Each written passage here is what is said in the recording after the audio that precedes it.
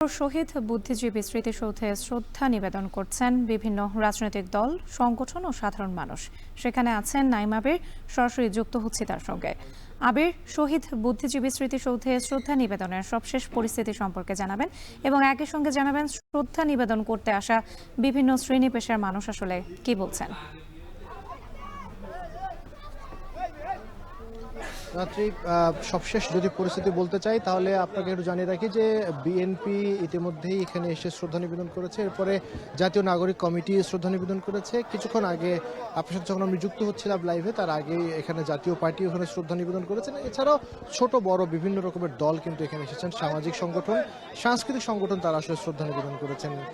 এর বাইরে যদি দেখি যে সর্বস্তরের মানুষের কথা যদি একটু বলতে চাই, আপনি নিশ্চয়ই এখনো দেখতে পাচ্ছেন যে এখানে বেশ একেবারে শ্রদ্ধা ভরে স্মরণ করবার জন্য যে সর্বস্তরের মানুষ, সাধারণ মানুষ, তারা কিন্তু সবাই এখানে চলে এসেছে। এবং আমরা এখানে অবস্থান করছি প্রায় 7:30 থেকে, অর্থাৎ 7:30 থেকে এখন প্রায় 12টা বাজে।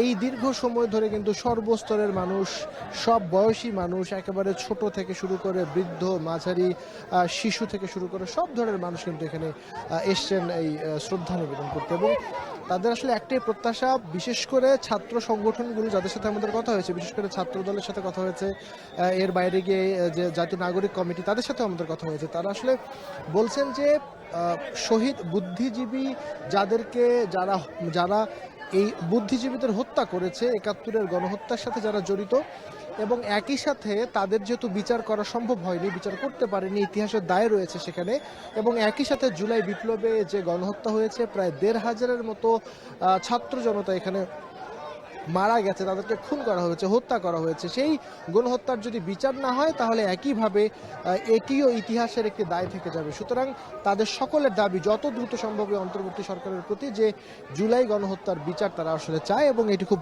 দ্রুত সম্ভব, যত দ্রুত সম্ভব এই কার্যক্রমটি শুরু করবার জন্য তাদের প্রত্যাশা। এটি হচ্ছে সাধারণ যারা ছাত্র রাজনীতির সাথে জড়িত তাদের বক্তব্য। আর যদি সাধারণ মানুষের কথা বলি তাহলে তারা বলছে যে নতুন বাংলাদেশের ছাত্র জনতার যে ঐক্য, সেই ঐক্য ধরে রাখবার ব্যাপারে তাদের বক্তব্য তারা দিয়েছেন।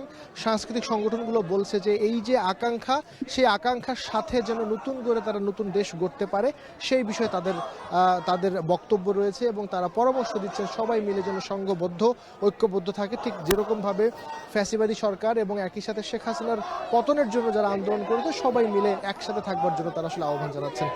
এর বাইরে যদি একটু জানিয়ে রাখি, রাজনৈতিক দল, বিশেষ করে বিএনপির নেতারা এখানে এসেছিলেন, তাদের সাথে আমাদের কথা হয়েছে, তারাও কিন্তু একই রকম কথা বলেছে, এবং একই সাথে তারা কিন্তু সংস্কারের পেছনে সময় ব্যয় না করে নির্বাচন যত দ্রুত দেওয়া সম্ভব হয় সেই ব্যাপারে কিন্তু বরাবরই বিএনপি, আপনি জানেন যে নির্বাচনের ব্যাপারে জোর দিয়ে এসছেন, সেটি তারা বরাবরই বলেছেন, এবং এখনও আজও কিন্তু তারা একই কথা বলেছেন যে যত দ্রুত সম্ভব তারা আসলে নির্বাচন চায়। তো সার্বিকভাবে এখানকার যে পরিস্থিতি, একেবারে জাতির শ্রেষ্ঠ সন্তানদের স্মরণ করবার জন্য এই সর্বসাধারণ মানুষের ঢল এখানে নেমেছে, এবং এখনও স্লোগানে মুখর হচ্ছে, গানের যে সুর, সেই সুরে সুরে আসলে মুখরিত হচ্ছে মিরপুরের এই বুদ্ধিজীবী এই স্মৃতিসৌধ প্রাঙ্গণ। তো আপাতত রাত্রে এই ছিল আমার কাছে সবশেষ, পরবর্তীতে কি হয় নিশ্চয়ই সেটি আপনাকে জানাবো। মিরপুর শহীদ বুদ্ধিজীবী স্মৃতিসৌধে শ্রদ্ধা নিবেদন করছেন বিভিন্ন রাজনৈতিক দল, সংগঠন ও সাধারণ মানুষ। এখানকার সবশেষ পরিস্থিতি জানাচ্ছিলেন নাইম আবির। দেখছেন